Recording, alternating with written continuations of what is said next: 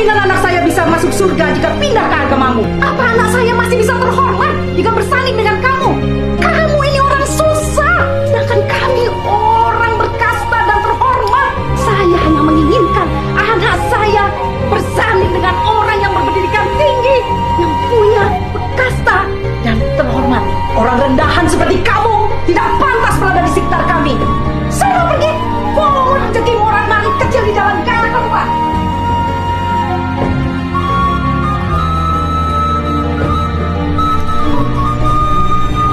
Kamu mau pergi kemana? Kita di mana? Kita? Siapa yang kamu sebut dengan kita? Apa yang dikatakan itu benar. Dosa terbesar seorang anak itu adalah melawan orang tuanya sendiri. Andai di bumi ini hanya ada perempuan saja, tanpa ada laki-laki, tidak akan pernah ada manusia berikutnya. Siapa yang menyebut Anda berkasta? Jika semua manusia punya kasta. Tidak ada yang namanya agama, jika tak ada agama lain yang memiliki.